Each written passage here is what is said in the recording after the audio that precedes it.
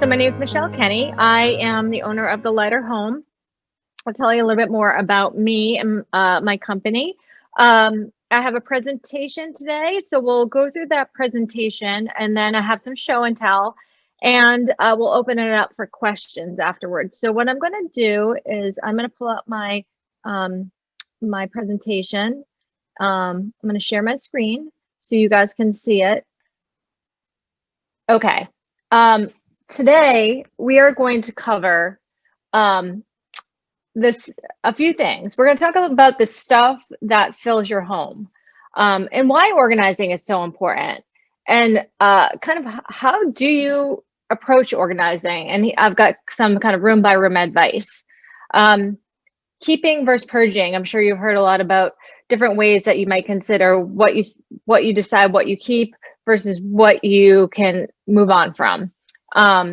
Resources to part with your things. So this is especially important now that we're in a period where not everything is open. So if you want to donate, where are places you can donate? If you want to recycle, where do you recycle? So on and so forth. I'm going to cover a few of the biggest clutter problem areas and how to organize those. And then I'll do a little show and tell and open up for Q&A. Okay, so a little bit about me. I am an Acton resident. My husband actually grew up in Acton, so he's been there much longer than I have. But I have two girls that are here in the Acton Boxborough school systems. They're 7 and 10, and they attend the Douglas School. And we've been in this area of Acton and Boxborough, living here as residents for over 10 years now.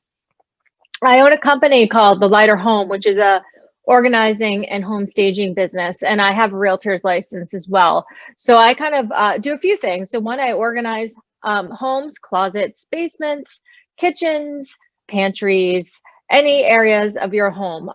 I also do home staging as well. And home staging is basically when you organize and arrange, style your home for listing, which is really important in this day and age because people aren't going into homes just to browse open houses. They're looking at photos first. And that is the first impression. So it is important that everything is in its place and looks appealing for the market that is interested in purchasing a home. So as part of my team, which is on the bottom, I work with a team actually based out of West Acton is our office. With the Kristen Hillbergen team, as I'm their stager. So it's a lot of fun. Personally, I'm an avid tennis player. I play actually in North Acton. And I'm a Swedish Fish super fan, to the chagrin of my father, who is a retired dentist. So, but just a little fun facts about me. So here's the thing, is that reality accumulates. If you look on the left, like that's a basement of a family of 6.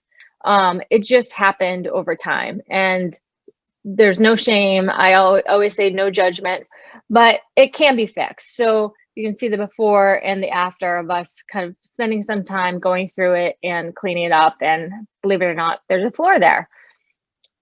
Same thing. It happens very, very quickly. And if you've lived in your home for a long time, you know that stuff, it accumulates, right? Things that fill our house are holiday decor, your kids' stuff, clothing for all sizes and seasons, deals, free things, and inherited things. So things that came from relatives, from people that might have stayed at your house for a little bit and then left a few of their things behind because you've got a bigger attic or basement or storage. So it's reality. But here's the thing, is that whether you've got stuff or you've got, clutter, it does impact your well-being. It creates stress. It leads to procrastination. It often wastes time, especially if you can't find things. It costs money because maybe you are having to rebuy something that you think you lost, but was actually buried under something else. And then less enjoyment of your environment. And I've honestly found that a lot, especially as I've helped people organize to prepare to list their home. or even just listing their home where they say, I wish we did that a long time ago. And so we all live in these homes that we love. So I always say, like, now is the time to love you more, love it more. Don't wait for an event to happen that you have to organize it or change it up. Do it now so that you can enjoy your home, especially at this time where we are in our homes so much more. So here's 3 simple steps to getting organized. So the first step is committing, and that is a really big one. That's a mental one, to say, okay, I'm ready to like tackle this, whatever it might be. So that is one thing. The second thing is decluttering. So before you organize anything, you want to spend the time, I call it downsizing, but the word that you hear more often is decluttering. So going through what you have, and we'll talk about how do I sort through this. And then lastly is organizing. So once you have completely pared down what you have, and essentially got to the point to what you want to keep, it's organizing it. And it's so important to find places for everything. It will make things so much more efficient. And also, as I said before, it will save you money as well.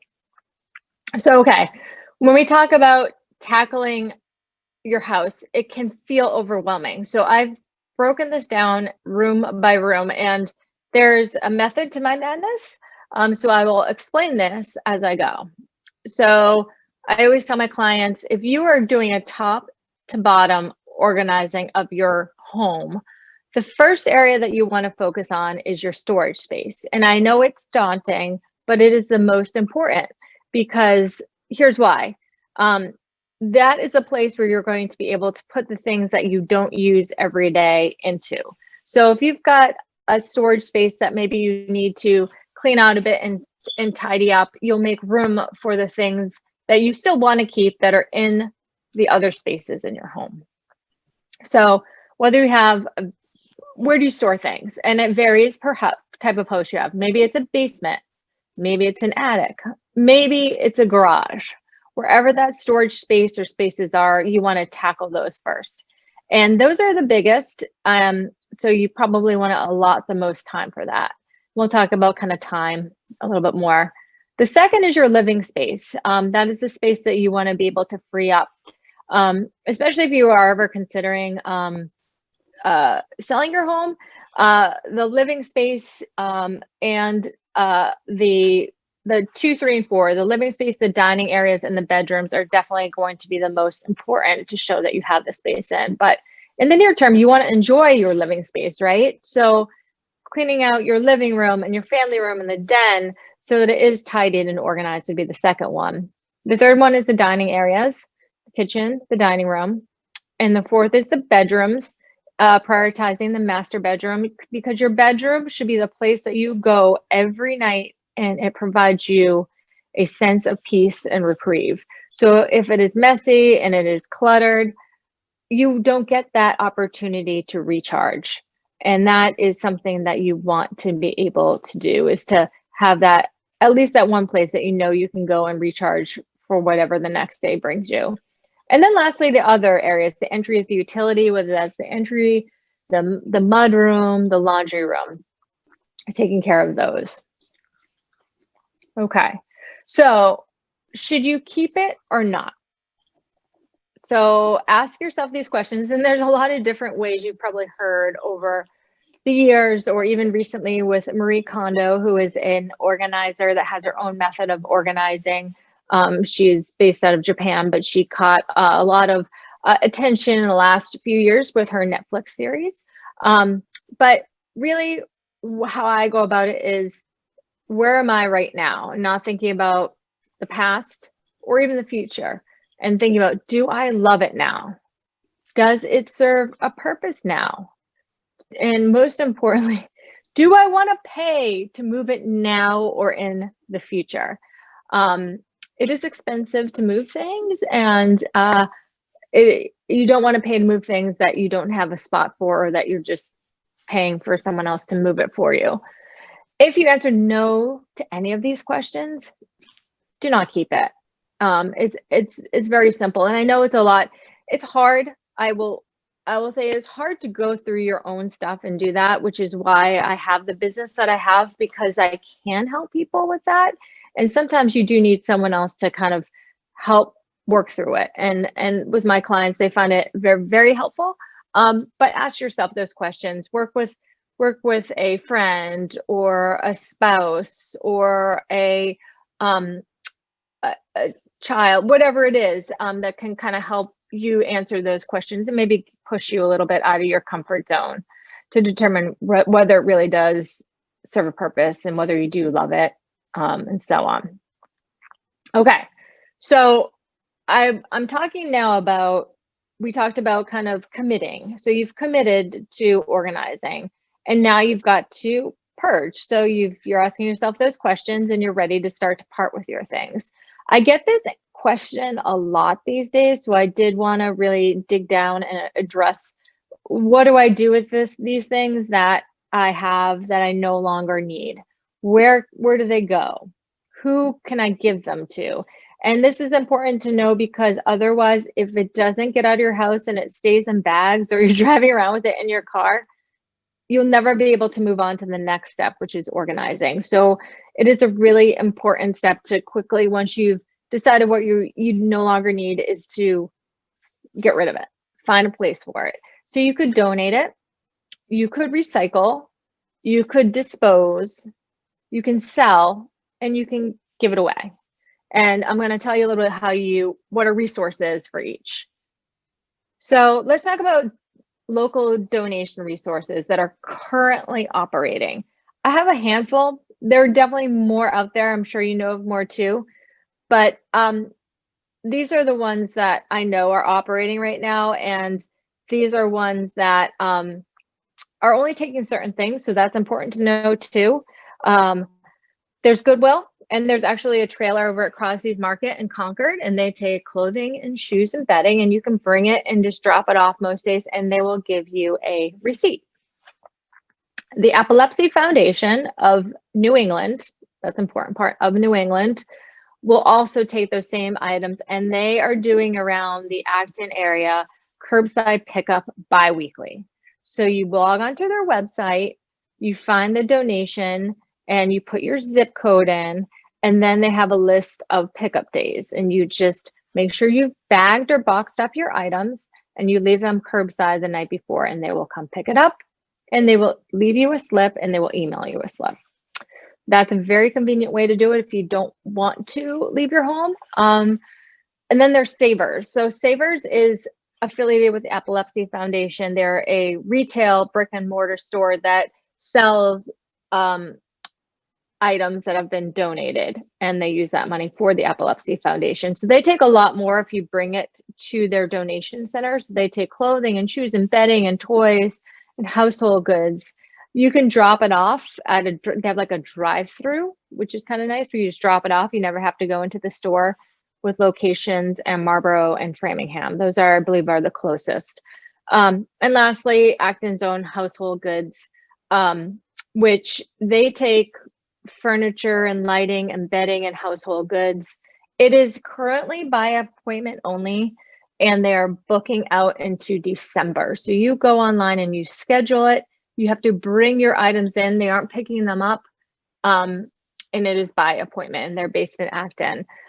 With anything you donate, I always tell my clients, like, you should be donating things that are still good. They're in good condition, thinking about who is taking them. There's this element of dignity and making sure that we aren't just throwing away our holy socks, and that we're giving them things that they can use again. Okay, so recycling is another way to go, whether you have paper, cardboard, textiles. I believe the Acton transfer station takes all of that. Textiles are interesting. So like your clothing that have holes in it, holy socks I was talking about. If that is something that you have the ability to do, it is great. Textiles actually take a long time to break down. We have a problem in our country right now where, and just worldwide, where there are a lot of goods that are clothing that's being produced. They call it like fast fashion, where it's really inexpensive and they're producing it in mass quantities, but there's not enough buyers of it. And so there's a lot of textiles that are just being put in landfills that will take a long, long, long time to break down. So just something to consider. If you've got old electronics, cell phones, computers, and keyboards and cameras, there is Amazon, Best Buy, and Apple all take them. Some of them you might be able to get a little money for. Some of them is just, you just exchange them and you know that, again, they're not going to a landfill. Through the Amazon site, it's affiliated with a third-party company that basically takes all electronics. It doesn't have to be Amazon-based items, and you go online and they give you like they give you a free label and you box it up and send it back. So again, if making sure that we're not throwing stuff in landfills is important to you, it's another way to make sure that they are recycling and reusing parts. So disposal resources, again, if transfer station or if you get curbside pickup, you've got that. If you've got a lot of stuff, a dumpster is great. I do recommend that if you have a very short amount of time and you need to start to downsize, it really fires up your kind of the importance of getting it done quickly. I use locally around here, Lincoln Removal. They bring in a dumpster. They're very good to work with, or been there, dump that. So those are a few. Another option is if you just have a lot of stuff that you can't haul out yourself into a dumpster, 1-800-GOT-JUNK. Literally, if you've seen the commercials, you point at what you want them to get rid of and they haul it out into their truck, and Junk King as well. So again, if you've got big, heavy things, that is certainly a way to go, especially if they are broken or no longer can be used for one reason or other. So the other thing, I'm going to actually back up here because I skipped over. Actually, you can give away to family and friends. That's another option. There's one thing that I always make sure to say is that before you bring over a box of stuff or a heavy things, ask before you give, because there is a chance that you've they might not want it and you've put a lot of energy into bringing it to them, and now they have to figure out how to either find another home for it or you're stuck back with it. So that's just a good tip. And if they say yes, set an agreeable deadline for them to pick it up or drop it to them, because otherwise, especially if you're trying to organize a space and you're trying to get rid of things first, you're stuck with it. You could be stuck with it for a long time when they're like, you know what, when I move to that new house I'm going to buy that has the bigger basement, then I'll take it. And that could be years from now.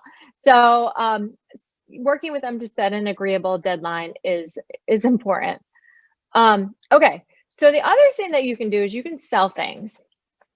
Some people are fans of this, some people aren't. If you use Facebook, we are finding that Facebook is the best way to go to sell items or get rid of items for free. There are a lot of people out there that like free stuff, and things can go quickly. So if you have Facebook, the best way to do it is to use the Facebook Marketplace app. It is on your left screen. You will see it's like a little house, but I think it's supposed to be like a little storefront that says Marketplace. From there, you can set up a post with what you're selling. You want to give a photo, of course, a very clear photo, which you can take and upload. Succinct yet descriptive information. So keeping it brief is important, but they need to know the condition. Good, is it fair, good, excellent, never been used, with tags on it. The color and the material. So is it a brown leather couch? The brand, and the dimensions of it as well, because you will get that. When you price it, the rule of thumb is around 30 to 40% of the original price. And also taking a peek, sometimes it helps to take a peek what else is out there to make sure you're in line with what the market is, but that's helpful. It's a good rule of thumb. And when you've sold it, right? So safe exchange. So if you have it on your curb and you want to give your address and you don't want to talk to them, you can tell them that. If they need to come into your home to haul it out, make sure you have someone else with you. That's just a good rule of thumb. Or if you prefer not having them at your house at all and you can bring it in your car, find a safe exchange spot. I believe the fire station, the police station, that location, there's a safe exchange spot there here in Acton where you can meet them.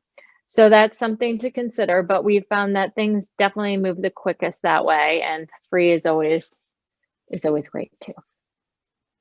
Okay, so I talked about purging. We're going to talk about organizing your store. We're going to talk about specifically a few problem areas in most homes. Is one, storage spaces, and we'll also talk about clothing. Okay, so here's the thing with storage spaces. Storage spaces are wet. They are warm. They are cold. They are sometimes obviously not always temperature controlled. So if you are storing things, bin them. And when I say bin them, put them in plastic airtight bins with covers that lock. This is because they will disintegrate otherwise. Boxes of papers from school will not look like boxes of papers from school anymore over the years. So putting them in bins do help. And when you bin them, and I'll talk about the bins up there, that picture, bin them with like items together. So for instance, holidays, putting all of your Easter decorations together, or all of your Halloween decorations together. Maybe you've got camping items. Maybe you have mementos, and they can be mementos broken down by person, by event, whatever that might be that makes sense that you can pull like items together and label those bins. I personally love, you'll see a picture, those are Sterilite bins that lock on both sides. There are different brands of bins, but I do like those because they lock and they stack and they're very reasonable. I buy them at Target. I believe they have them at Ace Hardware. You can find them pretty easily for the most part. Everything runs a little slower these days because of just manufacturing and the slowdown with COVID, but these are great. And that's a 66 quart bin that works really well. So there's that. And so once you've binned all your like items together, either in your attic or your basement, your garage, getting them off the ground is important too. Because again, you know, it could be wet space. It could be dirty over time, especially if you're also in an attic again. So I just find that that's helpful. I use sturdy shelving, and it's very inexpensive, and it comes in a box and you can put it together. That's a example of a metal one. You can get some pretty sturdy plastic ones as well. And you can buy that again at Lowe's, Home Depot, Target, Ace Hardware, and they're easy to assemble. But when you pack your bins, two things. One is make sure that your bins will fit. So just do your measurements. Secondarily, make sure that you pack your heaviest bins on the bottom. And that is for obvious reasons, for safety, so that things don't tip or collapse. I would avoid packing anything in wooden boxes, wooden or old shelves. And I'll give you an anecdote. So we had a wooden shelf in the basement of my house, and it was from the previous owners, which we thought, oh, that's great. Like free shelf. Awesome. And over time, I noticed that the shelf was kind of bowing, and I wasn't really thinking much about it. But one day we heard a crash, the loudest crash. And we came downstairs, and every single one of our vases that had been on that shelf crashed, and it was glass everywhere. So, two things. One, I learned my lesson is things should go in bins. So now everything is in a bin. But secondarily, I learned that we're very lucky for multiple reasons that no one was down there at the time that that happened, and that the shelf did not fall as well. Another thing that could have happened, it was just the shelving actually um, gave way, and it just was like a complete avalanche. So that is why these are important. Okay. So the other space is organizing your clothing. So a closet is an area that we're often in and out of a lot. And I just have a few things that I think are good best practices. One is do hang your clothing on the shelf on your racks from longest to shortest or shortest to longest, but you want to have it go up or down so that all the things that are same size are together. One, it makes it easier to see, and it's good to put like items together too as well. So putting your blouses together and your skirts together, and then your pants together, and then your dresses together, for instance. That's important. Also, a benefit is that if you put all the short stuff together, then you potentially, depending on how your closet is set up, have space at the bottom underneath those short items for other things. For instance, like shoes, and we'll talk a little bit more about shoes.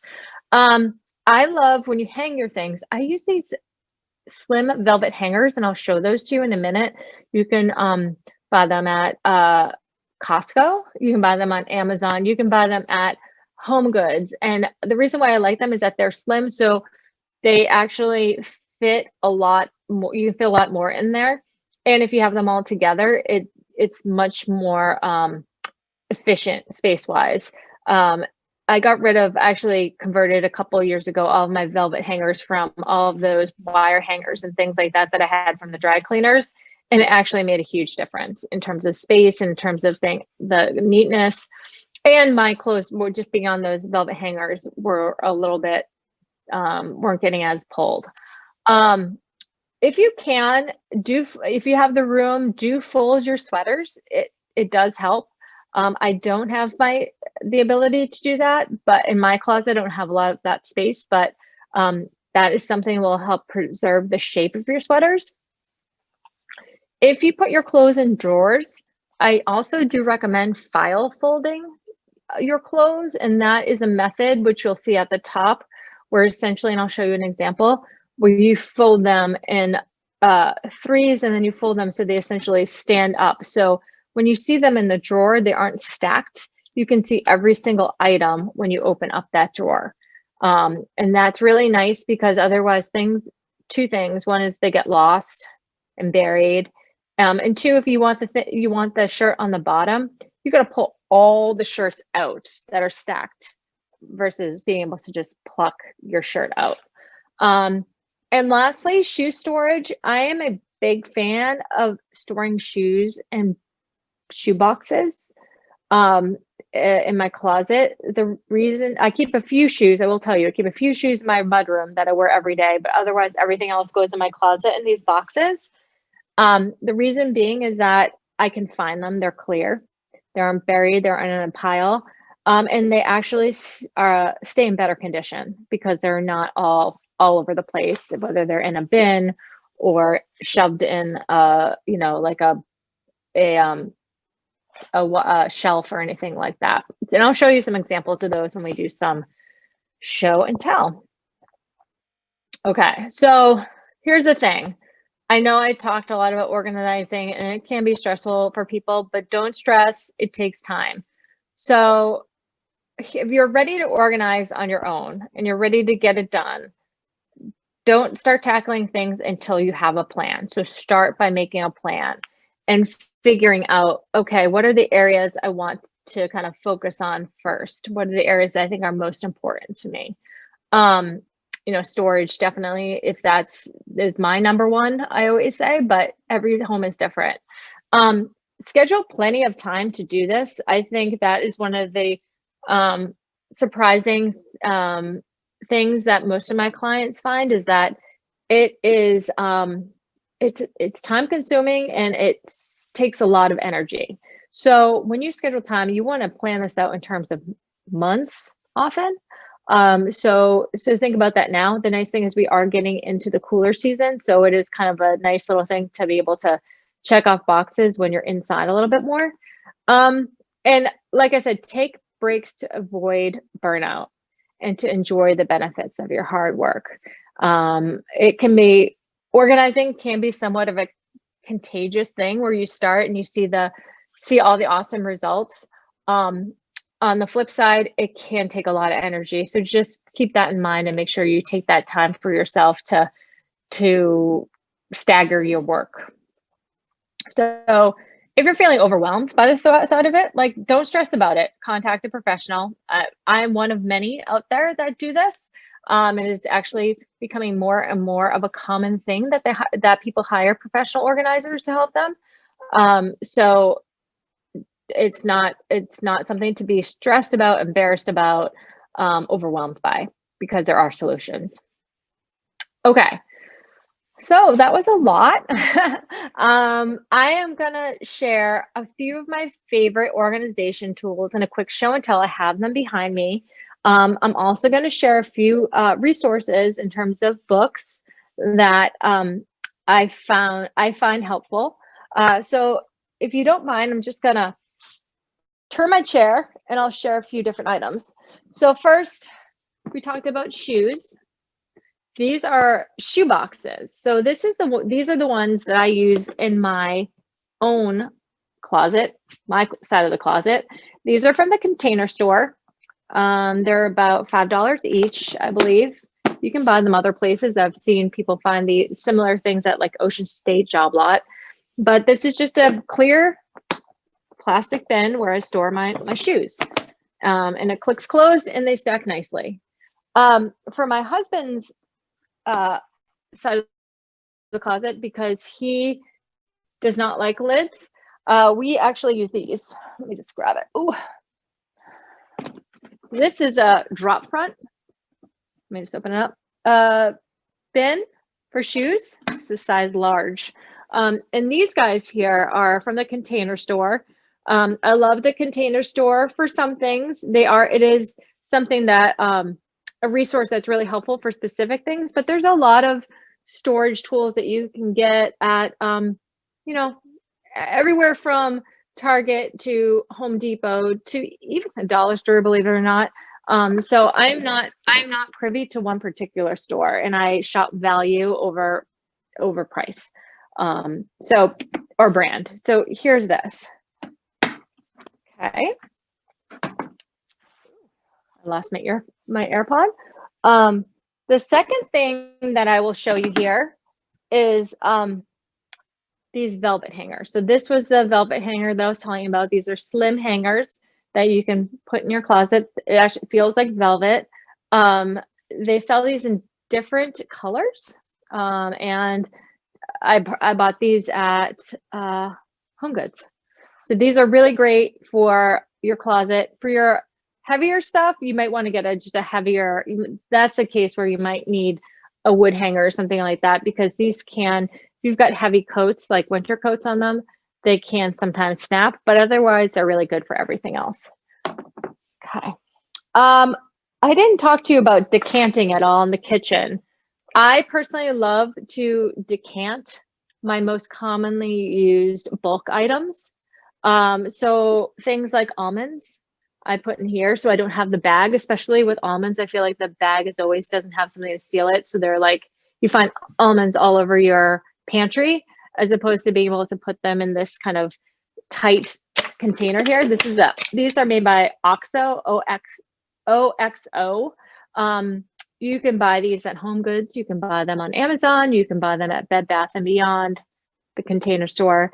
And these are great for small items like beans, nuts, things like that, flax, or they're also good for bulk items like sugar. So I put my sugar in one, my flour in one, and my confectionery sugar in another, because we do bake off it in our house. And I find that this is really, really helpful than having like, especially with the flour, I feel like it was like puffs up everywhere in the bag, sometimes rips and so on and so forth. So that's great too.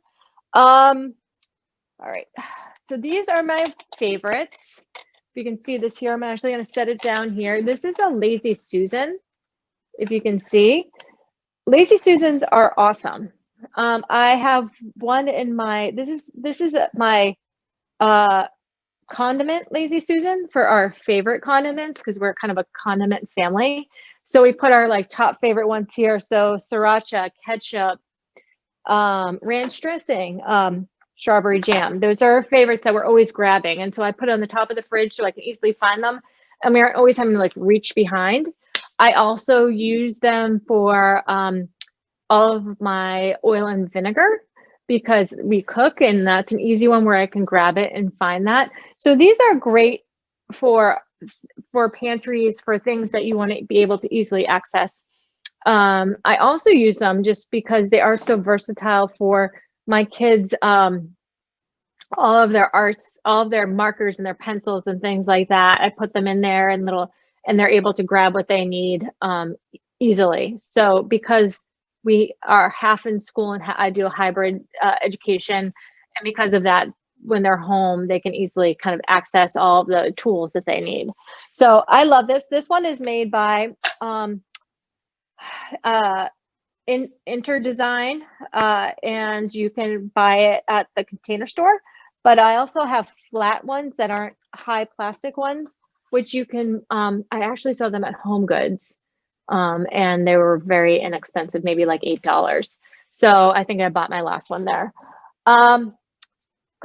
Two more things. So this is, we talked about file folding. This, let me just, I don't want to, this is what file folding looks like. I have wire shelves in my closet, so when I fold things, they go everywhere. So I put them in these plastic baskets. These are nice baskets for like folding putting small things together. These are Why Weave bins from Target, and they're really, really wonderful. So I've got baskets in my wire closet for, these are my shorts and my tennis skirts, but also for my jeans, my my other workout clothes, and so on and so forth, my shorts. Lastly, I'll talk about resources in terms of books that I like. So there's a couple books here. This book, I'll start with this one. This book is called Outer Order, Inner Calm. It's by an author named Gretchen Rubin. She writes a lot about just happiness and about kind of life hacks in general, but she does talk a lot about kind of the clutter and how decluttering can lead to more happiness. But she gives you little tips in here. It's like a really quick read, and there's just little fun takeaways, and she's got kind of a funny little sense of humor. Secondarily is this book called The Gentle Art of Swedish Death Cleaning by Margareta Magnusson. This book is a really, I know it sounds like very morbid, but it's actually not. It's a really uplifting, motivating book that talks about if you are kind of at the point in your life where you are considering either downsizing your space or you're empty nesting, why it's a good time to consider cleaning your stuff, and the benefit that you get from doing that too, and everyone around you. So it's a really good start. It's really easy read. It's short. It's a good start. And actually today, I have copies of this book that I would be happy to give to anyone that is interested. So at the end of the call, and I'll recap, if you email Chris with your name and your address, if you live in this area, I will personally drop this by your house. And I've got, like I said, lots of copies here that are courtesy of our team over at Kristen Hillberg, Love Where You Live, Keller Williams. So anyways, moving on. These two books, now that you are motivated and you understand kind of like why you might want to declutter, these are some how-tos by Marie Kondo. These are pretty good. I find this one is called Spark Joy, and this is the life-changing magic of tidying up. So this is her first one and her second one. She does have some good tips in here. I find I like to bring this one up because a lot of people know about it. I do find her to be like a little bit, she can be a little bit rough in terms of like throw everything away. And I don't think you need to throw everything away. And then the last two of like how-tos and tips are, this is the home edit. They have a, these are the women that have a Netflix series on organizing. And this is their newest book, The Home Edit Life, if you can see it here. They really have the most beautiful pictures and like how-tos and checklists. I like to sometimes go through these for inspiration, and like if I've got like an area of my house that I'm like, how could I be thinking about this? They actually have how-tos and tips. They're the ones too, if you are familiar, they organize by rainbow color. I actually rarely do that because that's insane, but I do organize, no, I do organize my kids' books that way and any children's books that way because they're easy to find. But I don't think I have enough color in my own house to be able to do rainbow like that all the time. So anyway, that's a lot of information. I've talked a lot. So thank you. Now I'll just open it up to questions. Oh, one more thing. So before we get to questions, if you want more information, I have blog posts. So you can go visit thelighterhome.com, the blog section. There's some info there. I do a lot. I'm pretty active on Facebook, especially Instagram. So if you have either of those, follow along. And then if you are interested in organizing or staging or real estate services, if you're thinking near or long term about getting your home ready for sale or just want to love the home you're in more, contact me. My information is below. I offer virtual and in-person services. So both are very effective and always happy to chat. But let's chat. So are there any questions or that the group may have? I was hoping that, show more about the kitchen, how organize the things. Appliances you put on the counter, what to do with them. Yep. So I think every kitchen is different and every person is different in terms of what they cook, how much they cook. From a standpoint of your kitchen, I keep my counters pretty clear. So I personally don't like to keep a lot of appliances on my countertop. The only appliance I keep in my countertop is my coffee pot because I use my coffee pot every single day. Thank goodness for coffee. So I find that a rule of thumb is if you use your appliance more than twice per week, for instance, then you keep it out. Otherwise, you store your appliances in the basement. My second appliance that I might use the most is either my Instapot or my slow cooker. Those, despite that, they're big. If they're big, also store them. That takes up a lot of space. So the only things I have on my counter, like I said, is my coffee pot, and I keep a fruit bowl on my counter. And also cooking utensils, like just a container of them.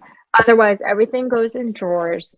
And my drawers are actually, I have all of the items in my drawers kind of sectioned. So I have all of my whisks together, my cooking measuring cups together, so on and so forth, because it allows you to actually see things, and it also prevents from getting hurt when you reach into a drawer of sharp objects.